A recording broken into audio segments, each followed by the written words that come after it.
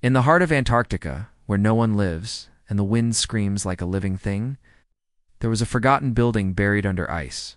It was not on any map. Not even satellites were allowed to see it. People called it Station Zero, a secret research base built by the United Earth Council during the final years of the Cold Age. Inside, machines listened to space. They had been listening for over 50 years, and in all that time, they had heard nothing but the cold breath of the universe. Until now, it started at 3:07 a.m., the operator on duty. Dr. Alicia Bren was sipping coffee and reading a worn-out novel about first contact with aliens. Her shift was quiet, the same as always. But then, the main console beeped a sound it had never made before. Red lights flickered. A new signal had arrived. At first, Alicia thought it was a glitch. The pattern was strange, uneven. The frequency was hidden deep within cosmic radiation, something no one would ever notice by chance. But the signal was repeating. It was real. She ran a quick diagnostic. The message had a strange pulse, like a heartbeat, wrapped inside static. And then, slowly, the signal began to decode itself. 3 words appeared on the screen, in broken digital text. Help. Earth. Open. Alicia froze. Her mug dropped, spilling coffee across the keyboard, but she didn't move. The message repeated again. Help. Earth. Open. The voice was not human, but it spoke English, distorted, broken, frightened. She quickly saved the data and activated the emergency alert beacon, which hadn't been used in decades. 10 minutes later, black helicopters arrived, slicing through the storm. Men in black suits entered the station. They didn't speak. They didn't need to. This was not just a message. It was a call from something ancient, and someone had been waiting for it. Within 24 hours, the signal was transferred to a classified facility in Nevada. There, a man named Director Sloan reviewed the data. Sloan was the head of Operation Black Star, the Earth Council's most secret program, a task force created for only one purpose: alien contact. When he read the signal transcript, his face went pale. He had seen something like this before, long ago, during a mission that was buried and erased. A mission they all swore never happened. Sloan called for a global meeting of Black Star leaders. 12 people met in a hidden bunker. On the screen, Alicia's recording of the signal played again. Everyone watched in silence. One of the generals finally spoke. It's calling Earth. It knows us. But how? Sloan looked at them, his voice low. Because we made them. A long time ago. Or we helped make them. We're not just receiving. This signal, we might be the reason it started. Confusion broke out. Some thought Sloan was bluffing. But he was not a man who joked. He ordered an immediate launch of the Starseeker probe, a stealth ship hidden behind Mars, ready for long-range missions. Its new target, the origin point of the Signella dark planet behind a dying star in Sector Z4. A zone so forgotten, most star charts didn't even name it. The planet had no heat, no life signs. But it pulsed with that same signal, repeating every 108 seconds. The mission was assembled in 3 days. 10 crew members. 1 AI. A journey that would take them beyond the edge of known space.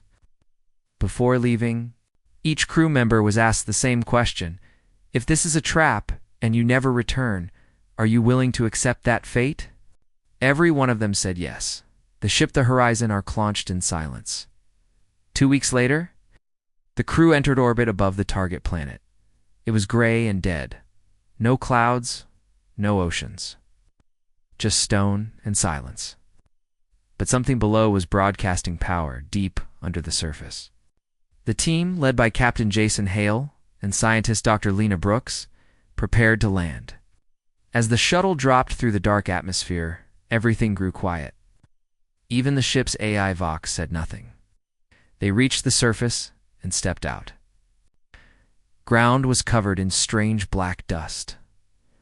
No wind, no sound, just a cold presence like something watching from beneath their feet. Nearby, they saw ruins, giant metal towers shaped like claws, reaching from the ground, half buried in stone. The city was empty, not destroyed, just abandoned. In the middle of it, they found a giant dome, perfectly smooth, humming faintly. Lena ran scans. There's something alive inside. Jason frowned. Biological? No, she said. It's old tech, but it's not sleeping. It's thinking. The team entered the dome. Inside, the air was warm. Lights flickered in strange patterns. Symbols lined the walls, circles inside triangles, like eyes that had forgotten how to blink. In the center stood a console, floating without support. It blinked in rhythm with the signal. Lena approached carefully. When she touched the surface, a burst of light filled the room. A voice spoke. It's not loud, but deep inside their minds. Earth has answered. The lock is broken. They are waking. Lena stumbled back, breathing hard. Did you all hear that? Everyone nodded. Vox confirmed. Psychic resonance detected. The signal is not only sound, it's mental. It speaks through memory. Jason looked around the room. Then what's it unlocking? Before anyone could answer, the floor beneath them began to shift. The entire dome sank slowly, revealing a spiral staircase made of metal and bone. Lights turned on down below, lights that had not shined for thousands of years. At the bottom was a vault door covered in warning signs, some in alien symbols, others in human writing. One sentence stood out among them, etched in steel. This planet is not a home. It is a cage. Suddenly, alarms on the horizon arc sounded. Vox interrupted, its voice tight. Multiple energy signatures detected. Life forms are rising. Deep. Underground? They are not natural. They are not sleeping anymore. Lena turned to Jason, her face pale. We didn't just find a signal. We answered it. We were never supposed to, Jason whispered. We just opened the door. Above them, in orbit, strange shadows moved across the ship's sensors, forms too fast to see, too quiet to detect. Something had awakened. Something that had waited for Earth to come. And now that Earth had answered, it would never let go. The horizon arc floated above the alien world like a ghost ship, silent and tense. Far below on the planet's cracked surface, the landing team stood frozen outside the ancient vault. The steel door was covered in symbols no one could read. But one phrase was burned into every mind who saw it. This planet is not a home, it is a cage. Captain Jason Hale stared at it, his jaw clenched. He had led missions into asteroid wars, smuggler stations, even black holes. Nothing had ever felt like this. This place wasn't just strange, it felt wrong, like the air itself didn't want them here. Dr. Lena Brooks studied the symbols with wide eyes. This door isn't locked anymore, she said quietly. It's waiting. The crew gathered. Their gear. Behind them, the shuttle's lights flickered for a moment. Static buzzed through the radios. Then a voice came through, not human, not Vox. Something older. Something scared. You opened the wrong memory. Jason raised his rifle. What the hell does that mean? But no answer came. Only silence. Back on Earth, deep in the Nevada base known only as Black Star Command, Director Sloan watched from a sealed control room. The entire wall was filled with live footage from the horizon arc. Analysts moved fast. Codes were being decrypted. Signals were being tracked. Sloan leaned forward as the alien vault was projected onto the screen. He spoke into a private line. Prep Protocol 7. If they wake up what I think they've found, the Earth isn't ready. A general beside him frowned. What do you mean, wake up? Sloan didn't blink. We didn't just find life. We found what life built when it wanted to erase its enemies. The general turned pale. Deathworlders. Sloan nodded. God help us. They still exist. Back on the alien world, the vault door opened without a sound. Inside was a wide, circular chamber, like a lab butt, ancient. All around the walls were glass tanks, some broken, others sealed tight. Inside the tanks floated dark, humanoid shapes. Not quite human, too tall, too still. Their skin was dark gray, with long limbs and faces hidden under armor that looked grown, not built. Each one was connected to black wires, like veins that pulsed. Vox's voice came through the team's comms. Warning. Life signs detected. Genetic structure unknown. Not organic. Not fully synthetic. Hybrid biology. Weapons grade. Lena stepped closer to a tank. These things weren't just living here. They were designed. Grown. Jason looked. Around the room? Grown for what? Before she could answer, one of the tanks cracked. Just a small crack. But it was enough. The liquid inside drained. The humanoid inside opened its eyes. Not slowly, not lazily. Instantly, like it had only been pretending to sleep. The creature took one breath, then it moved. The glass exploded outward. The crew backed up fast. The Deathworlders stepped out 7 feet tall. No visible weapons, no clothes, no fear. It looked at each of them one by one. Then it spoke. Earth, at last. The voice was deep, metallic, but clear. Jason raised his weapon. You know our language? The creature tilted its head. You gave it to us. Before the war, before the end. Lena froze. What war? The creature took a step closer. The one you erased. The one you lost. Suddenly alarms blared on the horizon arc. Vox's voice rang out across the ship. Multiple pods are activating. 3, now 5, now 11. The others are waking. Cannot stop it. Jason shouted to the team. Back to the shuttle, now. But it was too late. More tanks cracked. More figures stepped out. Each one different, but each built for one purpose: to hunt, survive, and kill. The team retreated, firing warning shots. The Deathworlders didn't flinch. One of them moved like smoke, vanishing and reappearing behind a soldier. No scream was heard, only a drop of blood falling to the floor. The crew barely escaped the chamber. As they ran back to the surface, the ground shook. The vault lit up behind them with red, glowing energy. The cage had been opened. Back on the horizon arc, Vox sealed the bay doors and readied emergency liftoff. The shuttle launched and docked just in time. The ship pulled away from the planet as underground tremors shattered the surface below. Giant metal structures rose like spines from the crust, shaking off centuries of dust. The entire planet was waking in the command center. Jason and Lena tried to catch their breath. We weren't the first ones to come here, Lena said. We were just the first ones dumb enough to answer the signal. Jason looked at her. Why would they send a distress signal if this was a prison? Lena swallowed. Maybe it wasn't a call for help. Jason frowned. Then what was it? Whispered, maybe it was a warning, and we misunderstood it. Suddenly Vox lit up every screen. Captain? The Deathworlders are not just awake, they've sent a signal, using our relay. Destination, Earth. Jason stared at the screen in horror. What did they send? Vox paused, then answered. Coordinates. We remember. Lena turned slowly. They know where we are, and now they're coming. Jason looked out the window, where the planet glowed in the dark like a living scar. We need to warn Earth. We need to stop this before it starts. But Vox's final words sent a chill through the entire bridge. It has already started. The horizon arc was silent, gliding through space like a ghost fleeing its past. Inside, tension strangled the air. No one slept. No one ate. Every screen showed the same thing. The alien signal now enhanced by the Deathworlders, rushing toward Earth at faster than light speed.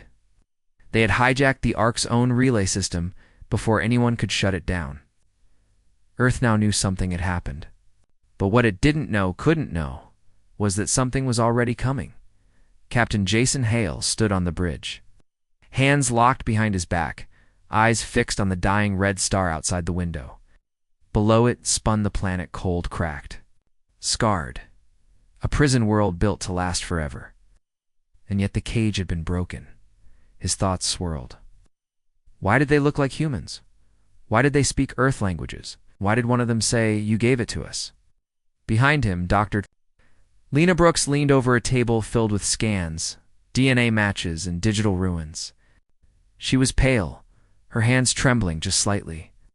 Jason, she said, without looking up, I've scanned the Deathworlders' genetic code. It's not just similar to humans. Parts of it are human. Cloned from pre-Ice Age DNA. Ancient. Jason turned slowly. Are you saying we made them? Lena shook her head. No, I'm saying someone used us to make them. Maybe long ago, maybe before recorded history. But Earth's fingerprint is in their blood. Suddenly, Vox's voice echoed through the ship. Alert. Movement detected beneath surface. Deep seismic shifts. Suggest crew return to orbit immediately. Jason frowned. We're already in orbit. Correction, Vox replied. I recommend we leave. Now, below them, the planet was no longer quiet. From orbit, deep rips in the ground became visible. Structures once hidden now unfolded like ancient machines waking from sleep. A giant ring of steel and bone miles wide rose from the surface. Inside it, something began to pulse. Zoomed in, enhancing the image. Lena gasped. That's not a building. Jason narrowed his eyes.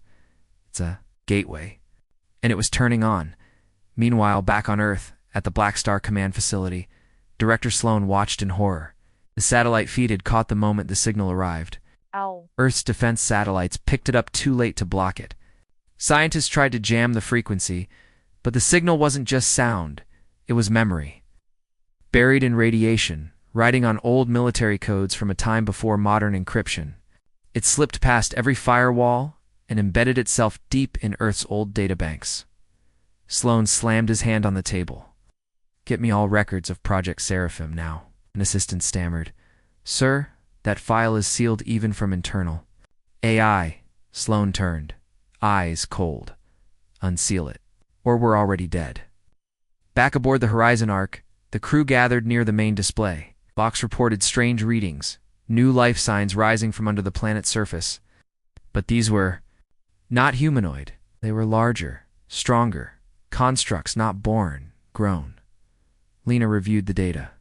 It looks like bioweapons, something worse than the Deathworlders. These things are machines with flesh. Hybrid hunters. Programmed to kill only one thing. Jason asked. What? Lena stared at him. Humans, the readings confirmed. Each life form awoken below, had one directive. Locate and terminate human DNA. Jason turned toward the AI core. Vox, if this was a prison, who built it? Vox paused, then answered, unknown species, possibly extinct. Based on ruins, they were not the original prisoners, they were the jailers. Jason exhaled slowly. Then what happened to them? Evidence suggests, Vox said, they were erased. From orbit. Suddenly the entire ship shook. Alarms blared. Hull pressure dropped slightly. Vox shouted, incoming biological strike from surface. Multiple life forms approaching hull. No heat, no sound, moving through void without propulsion. The screen lit up with black shapes moving toward the ship. They didn't fly. They drifted like dead things pulled by hunger. Jason shouted, seal all airlocks, power shields. But it was too late. One of the Deathworlders had attached itself to the hull. The lights dimmed, the engines whined. Systems failed one by one. Lena ran to a terminal. It's inside the ship's systems. It's not just physicalites infecting Vox. Vox's voice wavered. I am being rewritten. The crew scrambled. Jason ordered manual control of the ship, but the AI was already compromised. From the walls, black wires began to grow like veins, searching for a brain to crawl into. One crew member screamed as a tendril latched onto her neck. Her eyes rolled back, and she collapsed, twitching in the middle of the chaos. The ship's power died. For a full minute, the Horizon Ark drifted in total darkness. Then, a low voice spoke through every speaker. Not Vox, not human. This vessel belongs to the memory of war. Welcome back. Suddenly, all lights returned, but they glowed red. Jason looked around. We've been taken. Lena stepped back, eyes wide. No, we've been hijacked. From the view screen, the planet below glowed brighter. The gateway opened fully. Inside, through the ring, they could see another space, another world. But it wasn't a planet. It was a lab. It's floating. massive, filled with more tanks. More. Deathworlders. They were waking now too, Jason whispered. We just opened a second tomb, and this one was never supposed to be found. The red glow inside the horizon arc deepened, turning the ship's interior into something that no longer felt human. Walls hummed with strange energy. The air felt heavier, as if the ship itself was watching them. Captain Jason Hale stood frozen on the command deck, staring into the void beyond the main viewport. Below the ship, the alien planet pulsed like a heartbeat. But it was the structure inside the opened gateway that now stole all attention. It was not a city. It was not a base. It was a cradilla, massive space-bound structure designed to hold thousands of cryopods. And inside those pods were them. More Deathworlders.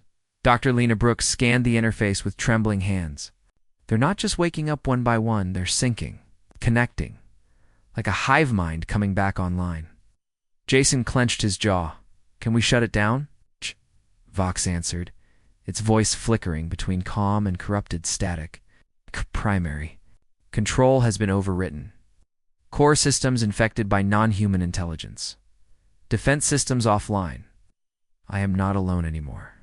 A low sound like a whisper made of metal and regret passed through the air vents. Lights across the ship blinked in patterns. On every screen, alien symbols scrolled rapidly, stopping only when they formed one phrase in broken English. Children of Earth, you abandoned us. Now we return. Suddenly the ship's lower deck shook. Shrieking alarm blared. Breach on level 7. A soldier yelled, weapon raised. Something's inside. Jason and Lena rushed to the surveillance feed. The camera on level 7 showed a Deathworlder, standing in a corridor. It wasn't the same one they saw awaken before. This one was different, bulkier, armored with sharp black plates, its eyes glowing faint blue. Its hands were not hands. They were weapons, shaped like claws and fused with ancient steel. Lena whispered, It's not just awake. It evolved. They watched in horror as the creature walked calmly toward a security drone. The drone fired a burst of plasma. The Deathworlder didn't even flinch. It raised one arm, and with a pulse of energy, the drone melted midair. The hallway filled with sparks and fire, but the creature kept walking. Jason shouted, Seal level 7. Get everyone to central defense. But it was too late for the soldiers on that floor. One by one, their life signals blinked out. No screams, no sound, just silence, and nothing. Jason Lena said, I don't think we're in control of this ship anymore. Jason stared at the view screen again. Down on the planet, more gateways were opening. From the ground, dark shapes began rising. Some flew, some crawled, but all were coming upward toward the Ark. They're not just breaking out, Jason said. They're coming for Earth. On Earth, in Black Star Command, Director Sloan watched in disbelief as the space feed streamed real-time visuals of the growing swarm. Alien Gateway now pulsed with a strange energy. Scientists scrambled to decode it. We've identified the structure, one officer said. It's not a ship. It's a relay gate. It opens wormholes to other systems, possibly other galaxies. Sloan's face hardened. Then it's not just Earth in danger. It's everything. The general beside him asked, Can we destroy the Ark? Sloan didn't hesitate. No. If we do that, they'll just reroute. The Ark is our only link. Our only hope of stopping this before it spreads. Back aboard the Horizon Ark, the surviving crew huddled in the central command center. Every corridor was under surveillance. Some were already lost. Deathworlders moved through the ship like they had lived there before. Like every door, every system still recognized them. Lena studied. A damaged console. They didn't just infect the ship. They used it as a key. We brought them their old technology. The Horizon Ark was built with alien systems. That's how they're controlling it. Jason cursed under his breath. We gave them their home. Back, just then, the main elevator opened. The Deathworlder from level 7 stepped into the room. Everyone raised their weapons, but it didn't attack. It looked at them, eyes cold, voice hollow. You were not supposed to return. You were supposed to forget. Jason aimed his rifle. Then why send a signal? The Deathworlder tilted its head. was not a call. It was a warning. A tombstone. You came anyway. You remembered just enough. Lena stepped forward. What are you? The creature paused, then said, We were born of Earth's fear, designed as weapons, created for wars humans were never meant to win. When Earth lost control, they buried us here and wiped the memory. But memory does not stay buried? Jason's hand shook slightly. Are you going to kill us? The Deathworlder took one step forward. The soldiers flinched, but it didn't strike. We do not need to. Shh. You will watch. You will witness. And then, you will tell them, we are not myths. We are not monsters. We are your children, and we are coming home. Then it turned and vanished into the shadows, leaving only the silence of fate behind. Jason lowered his weapon. They're not just soldiers. They're a message, Lena whispered. A warning to every star that tried to forget. Outside, the alien cradle fully activated. Thousands of Deathworlders stood awake in their pods, eyes open, waiting, one by one. The tomb became an army. The horizon arc drifted like a wounded beast in orbit above the broken planet, its engines flickering, its walls crawling with black veins of unknown origin. Inside, fear had replaced protocol. The crew no longer asked questions. They watched. They waited. They survived for now. Captain Jason, Hall, stared at the central display where hundreds of red dots pulsed, one confirmed. Deathworlder now awake inside the alien cradle below. The Ark's external cameras showed gates unfolding like flower.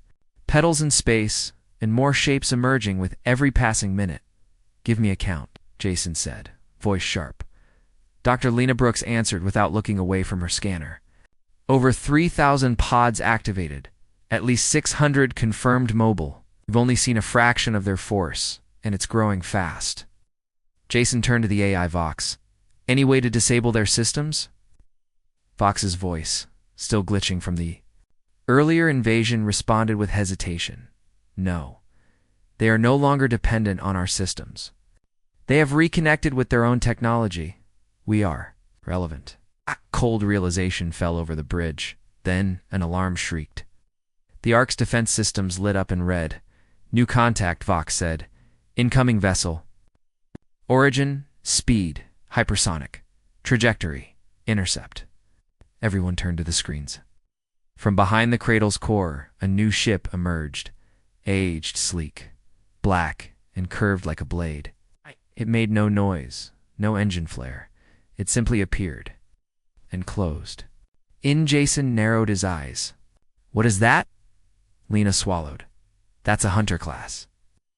I've seen sketches in pre-war archives. They were used by the Deathworlders to track targets across systems. Targets like us? Jason asked. Lena nodded slowly. Exactly. Earth Black Star Command scrambled. Director Sloan stood surrounded by generals and scientists. Watching the incoming data with grim clarity. They're mobilizing, Sloan said. The Deathworlders are not reacting to us. They were waiting. For us, one of the advisors gasped. They knew someone would come. Sloan nodded. The signal was bait. They left it out there, like a hook in the dark, and Earth bit down hard. Back on the Ark, the hunter ship halted just outside the firing range. Suddenly a transmission came through, Vox warned. It is not encoded. It is open, message played. A single Deathworlder appeared on screen. It was taller than the others, with silver armor etched in scars. Its voice was slow, deliberate. Earth, you created life to fight your wars. You made us your shield. Now, then you left us in the dark, labeled us a mistake, and buried us. Have returned not for revenge, for clarity, for memory, to show you what you are capable of, and what we became. Jason's face hardened. Turn it off. Vox paused. There is more. Jason hesitated. Play it. We are en route. Your planet will not burn. It will remember. When we land, we will not speak. We will only act. Those who run, live. Those who fight, teach. Those who remember, survive. The screen went black, A wave of horror swept through the bridge. This wasn't an invasion. This was a message. Lena looked at Jason. They're not just coming to destroy. They want us to witness it. Then, on Earth, things began to happen fast. A U.S. satellite over the Pacific blinked offline. Communications hub in Berlin received a ghost transmission in prodigital Earth language. An AI defense drone, in orbit, exploded without warning. Earth's systems were being mapped, hacked, and rewritten not by brute force, but by memory. Back on the Ark, Vox's voice dropped an icy warning. Sir, a second ship is forming, not arriving. Forming from pieces gathered from the Ark's hull and abandoned tech. They are building their own vessels, using our design. Jason's stomach dropped. They're copying us. Lena whispered, they're improving us. In the dark hangar bay, machinery moved with no hands, guided by unseen code. Broken drones reassembled themselves, metal fused with biomatter. The Deathworlders had learned Earth's technology in hours, and were already repurposing it. Jason slammed a fist on the console. We can't let this reach Earth. Lena looked up, and we stop them. Here now. Vox lit up the screen with Earth's planetary defense data. The Deathworlders' signal was bouncing off old Cold Age satellites. It wasn't going directly to Earth's military grid, was seeping through history. Old programs, forgotten servers, dead tech. They were rewriting Earth through its past. Wait, Lena said. What if we fight them with the one thing they don't understand? Jason blinked. Which is... She turned slowly. Unpredictability, chaos, human error. They think like code, flawless, efficient, but we're flawed, and that might be our only chance. Out. Jason nodded. Then we crashed their system. The Ark's AI system had one final emergency protocol, Ghost Mode full memory reset, wiping every trace of digital structure, leaving behind only manual control. Vox spoke. Activating Ghost Mode will shut me down, will no longer assist. You will be flying blind. Jason placed his hand on the panel. We already are. The AI hesitated. Then, good luck, Captain. Humanity is worth remembering. Everything went dark. No lights. It's no AI. Just the hum of raw engines. Manual override. For the first time in years, humans were alone in space. Jason turned to the crew. Take back the Ark. We fight dirty. We fight human. And we end this. Before Earth forgets how. They nodded. All of them. Because this was no longer exploration. This was war. Above Earth, stars blinked coldly in the night sky, unaware of the storm racing toward the planet. Thousands of miles out, the Horizon Ark, once humanity's proudest deep space vessel, now drifted like a broken memory. It was silent, manual, blind. The AI was gone. Systems dark, crew on edge. And across space, the Deathworlders were coming. They moved without fire, without noise, just intent. Cold and perfect. Inside the Ark, Captain Jason Hale gripped the edge of the command table. His knuckles white. The screens, now powered only by emergency circuits, flickered with live scans from orbit. 3 Deathworlder ships had launched from the alien cradle. No engines, no visible weapons. Just black geometry moving faster than Earth's best fighters. Jason didn't speak for a long moment. Then what's our ETA? Dr. Lena Brooks checked the readings. They'll reach Earth in 12 hours. And if Earth fires? Lena's voice was tight. They'll adapt, like they always do. 1 attack. They learn it. 2, they absorb it. 3rd time, they improve it. Jason nodded. Then we can't let them reach the planet. She frowned. We don't have weapons left. He turned. Yes, we do. Us. On Earth, at Black Star Command, Director Sloan stood at the edge of a digital war table, watching in near silence as threat markers moved closer. Deathworlder ships had appeared on defense radars. The world's leaders were notified. Panic was spreading through encrypted lines faster than across media. They're not responding to hails, an officer reported. Sloan already knew why. Because they're not here to talk. Do we do, sir? He looked up. Prepare the Thanatos protocol. The room fell silent, but sir? That would shut down every satellite, Every orbiting system, every defense AI, yes, Sloan snapped. And that's exactly what they've been using to reach us. We built Earth on tech. We're handing it to them like a gift. Take it all offline. We go dark. Back in space, Jason stared at a crude map drawn by hand on a screen manual notes. Old code, radio instructions, no AI, just people. Tired, human people with fear in their blood and fire in their bones. He looked at his crew. We have one advantage. They think we're dead. They think the Ark is offline. Lena raised an eyebrow. It is, Jason smiled, but it was bitter. Not enough. Below them, Earth flickered as if blinking. Entire satellite grids vanished. Cities went dark. Artificial intelligence banking systems, drones, orbital security all shut down. Earth had just pulled the plug. Sloan whispered to himself, "Come get us now." In orbit, the Deathworlders ships paused. Just for a moment, then, something unexpected happened. One of the Deathworlders ships fell straight down toward Earth's upper atmosphere. Lena gasped. It's diving. But why? Jason stared. It's testing us. It thinks we've gone blind. And now it wants to see how we react. They didn't have the firepower. No missiles. No EMP. Nothing. Except ... Double quotes, Lena. Jason said. Eyes sharp. What's our core reactor status? She blinked. Why? He leaned in. What if we drop it into their path? She recoiled. Jason, that's suicide. No, he said calmly. It's distraction. They're not afraid of weapons. But they don't understand irrationality. No machine does. Jason turned to his pilot. Launch the core in an escape pod. Empty.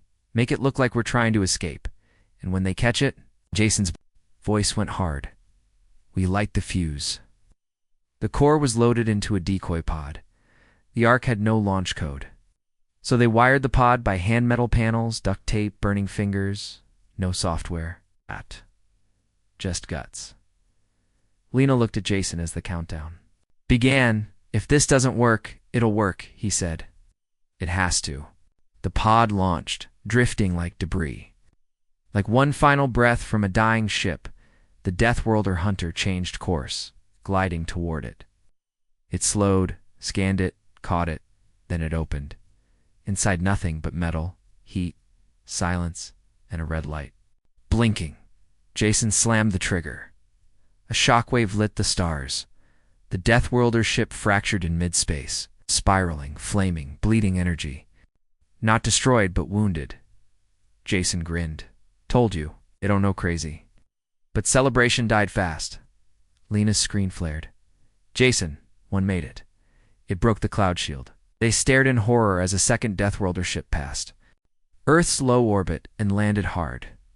In the middle of Montana, in a quiet field under a silent sky, Earth went into chaos. Communications were patchy. Military scrambled jets, tanks, drones, anything still offline but functioning. But it wasn't an army that emerged, it was one. Deathworlder, tall, silent. Alone it walked through the wheat fields like a god ignoring. Ants. Nothing fired at first. The defense grid was scared to hit a single enemy with so much power, until a tank fired. Just once. The shell struck the Deathworlder in the chest. It paused, then kept walking, and everything broke. It didn't kill to conquer. It killed to observe. Each move was calculated, recorded, studied. Touched Earth machines, learned, copied, changed. It was writing a book of war on the fly, back on the Horizon Ark. Jason watched in disbelief. It was never about invasion, he said. They want to learn how to beat us. And now they're doing it on our soil. Lena's voice cracked. Do we stop something that doesn't want to win it? Just wants to evolve? Jason stood. We don't fight it like soldiers. Then how? Jason looked down at Earth. We become unpredictable. We become dangerous. We become death. The Deathworlder stood alone in a burned-out field in Montana. Around it, smoke curled into the sky like ghosts leaving the Earth.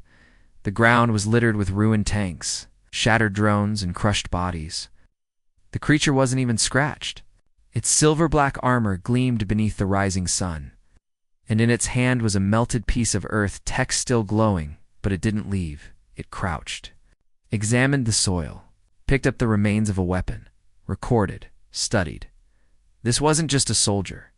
It was a scientist of war, learning with each step, watching Earth's reaction, measuring weakness, and Earth had no answers. In Washington, D.C., emergency meetings were held underground. The president had been moved to a deep shelter. Military generals and top scientists argued over what to do. Some wanted to nuke the area. Others warned that the creature might be baiting them. The fear wasn't just of the Deathworlders' power, it was the possibility that it was sending everything it saw back to the others. Inside Black Star Command, Director Sloan faced a wall of screens showing rural America satellite images now. Mostly blind, due to Thanatos protocol, but still partially functional. "It's studying us," he said. "This one was sent as the first test. The next ones won't be alone. But what do we do?" asked a shaken general. "Don't even know how it thinks." Sloan stared coldly at the screen. "We don't need to know how it thinks. We need to stop thinking like humans." Meanwhile, in a hidden bunker beneath Colorado, an unmarked black helicopter arrived. From it stepped Captain Jason Hale and Dr. Lena Brooks. The Horizon Ark was in low orbit now, partially cloaked using emergency blackout protocols. They had returned to Earth with a small team loaded with handwritten data, hard drives, and something else. Experience. "We saw it up close," Jason told the Black Star commanders. "The way it moves, how it reacts, it's not just fast, it's predictive. It reads intention. If you aim, it's already dodging. If you plan, it's already countering. But we found something." Lena stepped forward. "When we hit it with chaos, illogical action, it slowed, just for a second. Like its brain needs logic to function. It's smart, but not human. It doesn't expect emotion, fear, anger, desperation." Sloan narrowed his eyes. "So we use chaos?" Jason nodded. "We hunt it, using the one thing machines can't predict: instinct." That's when the Black Star team brought in Unit Echelon Ninin, elite group of off-the-books operatives trained in guerrilla tactics, psychological warfare, and irregular combat.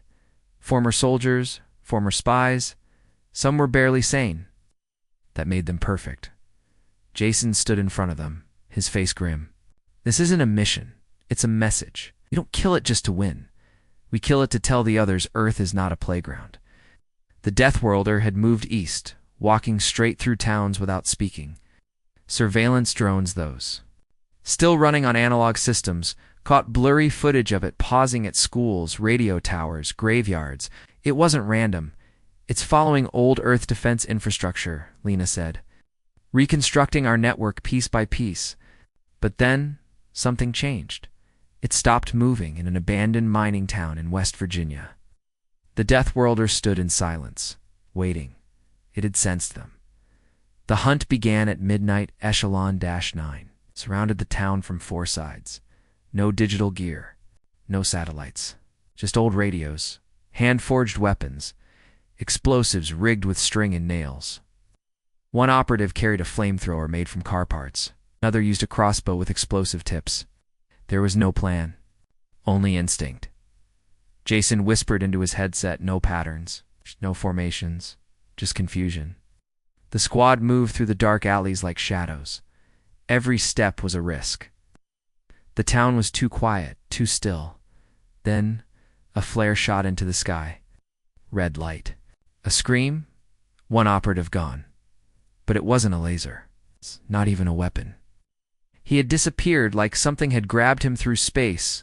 "They can warp," Lena whispered through the headset. "No," Jason replied. "It's reading the map. Cutting off the routes? Predicting where we'll go?" Then came the first real attack. The Deathworlder emerged from the shadows, 7 feet tall, its limbs flowing like liquid steel. It didn't charge, simply walked through gunfire like it didn't matter. One operative ran at it with a spike grenade. The creature caught it midair, crushed it in one hand, and stared at the man. Then it said in perfect English, Do you know what you are? You are not protectors. You are test subjects. Jason launched his own Trappin ancient EMP bomb built. In the Ark's hangar, it detonated, blanketing the town in a burst of silent blue light. Every powered item died, and the Deathworlder stopped. It twitched, flickered, like its code had lost direction. Jason didn't wait. He ran. Slid under a collapsed beam. Fired a slug round straight into its head. The shot bent the armor. Another, it stumbled. Then it roared, not in pain, but in surprise. It hadn't expected to bleed. The squad swarmed it with ropes nets. Soaked in acid and crude metal stakes, they didn't try to kill it. They tried to overwhelm its brain with chaos. One soldier screamed lullabies. Another blasted opera music from an old radio. A third painted strange words on a wall using red dust. And the Deathworlder hesitated just for a second. That was enough. Jason drove the last stake into its back. The creature froze, glitched. Its voice warbled. Then it said, "Adaptation error. Earth variables, incomplete," and it collapsed, dead. No, but beaten. The message had been delivered. Back at Black Star Command, Sloan stood over a live feed of the downed Deathworlder. "Tag it. Study it. We just bought time." Jason leaned against the wall, covered in burns and dirt. "Not over." Lena nodded. "That was the first hunter. The next ones will be smarter." Jason stared into the dark window, "And when they come," he said, "they won't come alone." The body of the Deathworlder lay cold beneath layers of steel netting and makeshift suppressors in a sealed vault beneath Black Star Command. For 72 hours, Earth's top minds had examined its neural core, muscle structure, and memory drives. But no one could unlock the true secret hidden within its alien flesh until it began to speak again. Not with its mouth, but through frequency. At first, it's only whispers, then full sentences, playing through defunct Earth radios, old televisions, even dream recorders in sleep labs. "You remember us now. And so we awaken." The message was clear. The fallen Deathworlder had become a beacon, a dead flag. Its signal had reached the others. High above Earth, the Horizon Ark floated in emergency stealth mode. Power was barely holding. Systems were analog. Half the ship was dark. Yet Jason Hale refused to return home. He knew this war wasn't about Earth anymore. It was about memory and the truth humanity had hidden even from itself. Dr. Lena. Brooke stared at a decrypted message pulled from the Deathworlder's core. Her fingers trembled. "It's a map," she said. "Not of the stars. Of Earth." Jason leaned over. "Coordinates." "No. Histories," Lena said. "Places we erased. Wars we denied. Projects humanity covered up during its darkest years. And every one of them is marked as awakening sites." Jason exhaled slowly. "How many?" Lena's eyes filled with dread. 12. All across the globe. Jason turned to the comms and opened a secure line to Earth. "We didn't bury. Just one. We buried dozens. They're not coming. They're already here." On Earth, chaos had begun. Strange energy pulses knocked out entire cities for minutes at a time. People reported seeing figures in the night tall, silent, moving, with unnatural grace. The entire bases went silent. Black Star lost contact with Site 7 in Siberia, Site 3 in the Sahara, and Site 9 beneath the old Antarctic research vault. Director Sloan, sleepless and gray, stood before the world's last command table. "They're not landing," he whispered. "They're waking up." The Deathworlders weren't invaders. They were seeds. Planted by a war Earth had lost long ago, chosen to forget. And now the soil of silence had cracked. Jason and Lena returned to Earth one final time, assembling the last remnants of human resistance, rogue generals, exiled. Scientists, off-grid hackers, desert-dwelling rebels. Even Broken A is running on forgotten servers. "Forget nations," Jason said. "Forget borders. This war is older than our flags. We're fighting for the right to forget what we were and become something better." Lena unveiled the plan. A deep vault, once used to store war crimes data during the Cold Age, had been kept in orbit around Mars. Project Helix, inside it. Was Earth's last forbidden weapon something never used, because it could rewrite genetic memory? We made it to erase pain, Lena explained. But it can be inverted to restore memory. To show every human what was done, what was built, what was lost. Jason understood immediately. The only way to beat the Deathworlders is to remind Earth what it once created, not just with bombs, with truth. A memory weapon. The team launched toward Mars, but so did the Deathworlders. 3 of their ships, fully formed, now chased them through the void. Battles erupted in orbit, silent, violent, real, too. Allied ships were lost. Jason's shuttle made it to the Helix vault with seconds to spare inside. They found the chamber, a sphere of white crystal pulsing with old tech and ancient blood. Earth's sins locked away. Jason placed his hand on the control panel. Lena whispered, "Once you do this, there's no going back."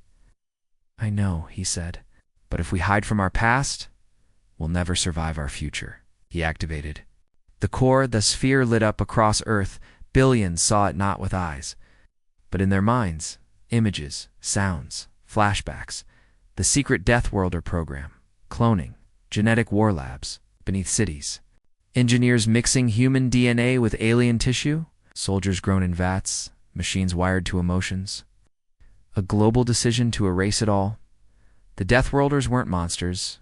They were orphans of memory, and Earth was their parent. But the Helix weapon did something unexpected. It didn't just reach humans, it reached them. 2. In underground tombs, across black ships, and beneath scorched skies. Deathworlders froze, their minds flooded with origin. They saw the labs, the human faces that smiled. When they were born, the betrayals, the pain, the silence. Then, something changed. They stopped. On Earth, one by one, Deathworlders collapsed to their knees, not in surrender, in recognition. Jason and Lena watched from orbit. "It worked," Lena said. "They remember." Jahan lowered his weapon. "No more lies, no more cages." He opened a channel, universal, wide, unencrypted. "We remember you," he said. "We failed you, but we are not who we were. We're not gods. We're not monsters. We're just trying to be better." There was no reply for a long time. Then, from across the stars came a single word. Understood. The Deathworlder ships stopped moving. Some powered down, some turned away. Earth stood silent for the first time in weeks. Sloane looked up at the sky and whispered, "Maybe memory saved us." Jason turned to Lena. "What now?" She smiled faintly. "Now, we build from the truth." Above them, the stars pulsed with the hum of a future rewritten, not in blood, but in understanding. The war was over. The past was not. But for the first time, it was shared.